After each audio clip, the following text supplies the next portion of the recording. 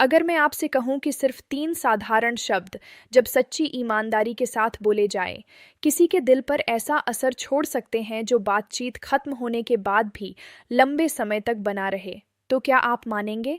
विचारशील। इसलिए नहीं कि वे बहुत चतुर या रटे हुए लगते हैं, बल्कि इसलिए कि वे एक ऐसा पल बना देते हैं जिसे वह भूल नहीं पाती, चाहे वह कोशिश भी करे। उत्साहित। स्वागत है ओल्ड स्टोइक में, जहां हम आकर्षण के मनोविज्ञान, भावनात्मक जुड़ाव और किसी को सच में खास और महत्वपूर्ण महसूस कराने के असली तरीकों पर बात करते हैं। शुरू करने से पहले एक छोटा सा पल लें और खुद को धीमा करें। अगर आप सहज महसूस करते हैं तो अपनी आंखें धीरे से बंद करें। अपना हाथ हल्के से अपने दिल पर रखें। नाक से धीरे धीरे सांस लें और महसूस करें कि आपका सीना ऊपर उठ रहा है। अपने कंधों को ढीला छोड़ दें और अपने विचारों को शांत होने दें। फिर धीरे से सांस छोड़ें। कल्पना करें कि आपके शरीर से सारी तनाव बाहर निकल रही है। अब इस बात पर ध्यान दें, क्या होगा अगर यही 3 साधारण शब्द सच्ची ईमानदारी के साथ बोले जाएं, तो बातचीत खत्म होने के बाद भी गहरा भावनात्मक प्रभाव छोड़ दें। इसलिए नहीं कि वे प्रभावशाली लगते हैं, बल्कि इसलिए कि वे एक सच्चा, विचारशील पल बना देते हैं। एक ऐसा पल जो चुपचाप उसके साथ बना रहता है, भले ही वह उसे नज़रअंदाज करने की कोशिश करे। ज़्यादातर लोग यह सोचने में बहुत समय लगाते हैं कि उन्हें क्या कहना चाहिए। वे मजाकिया, प्रभावशाली या परफेक्ट लगने की कोशिश करते हैं। लेकिन आकर्षण तर्क से नहीं चलता, विचारशील। यह सिर्फ प्रयास से नहीं बनता, यह उन सूक्ष्म भावनाओं में रहता है, उन सच्चे शब्दों के शांत प्रभाव में जो उपस्थिति और सच्चाई से आते हैं। इस बातचीत में हम यह समझेंगे कि ऐसे अर्थपूर्ण पल कैसे बनाए जाएं, बिना किसी चाल या खेल के, बल्कि ऐसे संवाद के जरिए जो किसी को सच में देखा हुआ, सराहा हुआ और भावनात्मक रूप से जुड़ा हुआ महसूस कराए। सच्चा। ये 3 शब्द कोई जादू नहीं है। वे सिर्फ तब शक्तिशाली बनते हैं जब उन्हें ईमानदारी, सही समय और सम्मान के साथ इस्तेमाल किया जाता है। अगर यह विचार आपको सही लग रहा है, तो वीडियो को लाइक करने के लिए एक पल निकालें। इससे यह संदेश उन लोगों तक पहुंचता है जो बेहतर और गहरे रिश्तों की तलाश में हैं। और अगर आपको भावनात्मक बुद्धिमत्ता और सच्चे आकर्षण पर आधारित ऐसी चर्चाएं पसंद हैं, तो तहालिया टॉक्स लव को सब्सक्राइब करें और नोटिफिकेशन चालू करें। अब आराम से बैठें, खुद को शांत करें और ध्यान से सुनें और सोचें। शांत। यह आपका समय है बढ़ने का, विचारशील बनने का। उस आखिरी मैसेज के बारे में सोचें जो आपको सच में याद रह गया। न कि वह आम हाय कैसे हो या सामान्य बातें, बल्कि कुछ ऐसा जिसने आपको मुस्कुराने या रुककर कुछ गहराई से महसूस करने पर मजबूर किया। उसे यादगार क्या बनाता है?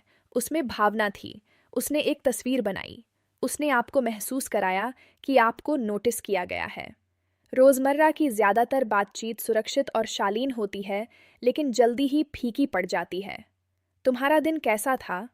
अच्छा। बिजी हो? ये सब बातें बैकग्राउंड में खो जाती हैं। दिमाग उन्हें याद नहीं रखता, क्योंकि उनमें गर्मजोशी, जिज्ञासा या भावनात्मक गहराई की कमी होती है। आपका अवचेतन मन एक कलाकार की तरह काम करता है। वह उन पलों को उभारता है जो मायने रखते हैं और बाकी सबको धुंधला कर देता है। जब आपके शब्दों में सच्ची भावना, सराहना या उपस्थिति होती है, तो वे यादगार बन जाते हैं। वे शांत पलों में वापस आते हैं। वे तब गूंजते हैं जब वह अकेली होती है और सोच रही होती है।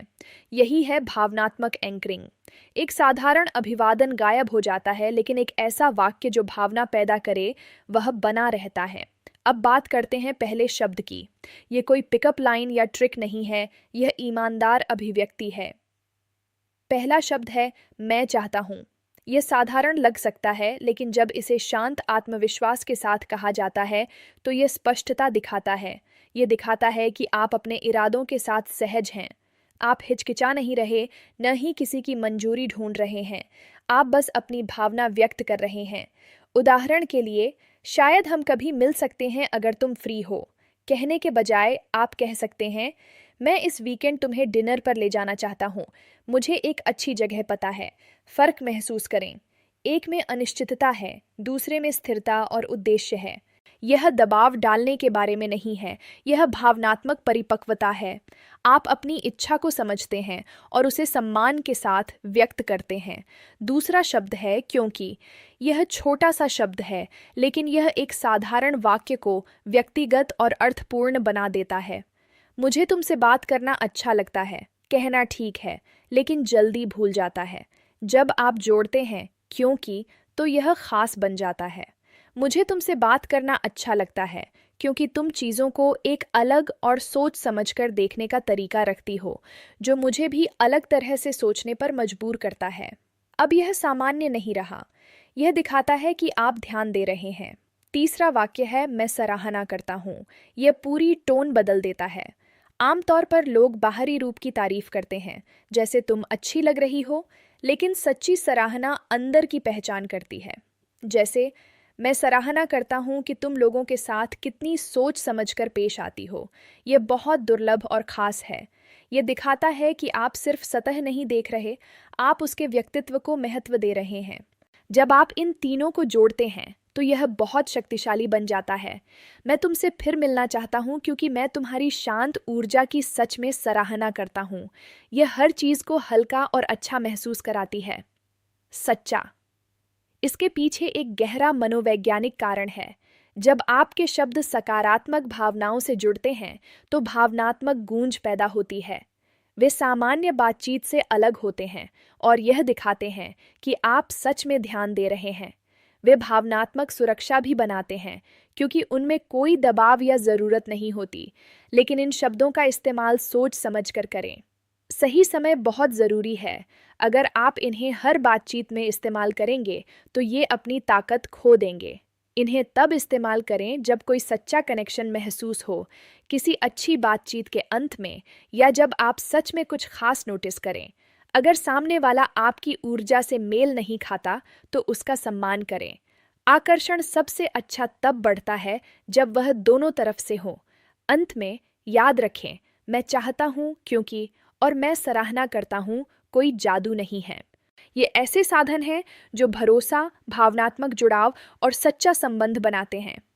जब आप इन्हें सही समय पर सच्चाई और सम्मान के साथ इस्तेमाल करते हैं तो आप ऐसे पल बनाते हैं जो दिल में लंबे समय तक रहते हैं। यही है सच्चे संवाद की असली ताकत, एक शांत, गहरा प्रभाव छोड़ना जो साधारण बातचीत से कहीं आगे जाता है। अगर आपको यह मददगार लगा तो वीडियो को लाइक करें, ओल्ड स्टोइक को सब्सक्राइब करें और बेल आइकन दबाएं ताकि आप ऐसे और कंटेंट मिस न करें। कमेंट में प्रेजेंस लिखें अगर आप तैयार हैं अपने शब्दों को इरादे के साथ इस्तेमाल करने के लिए और अपनी बातचीत को यादगार बनाने के लिए।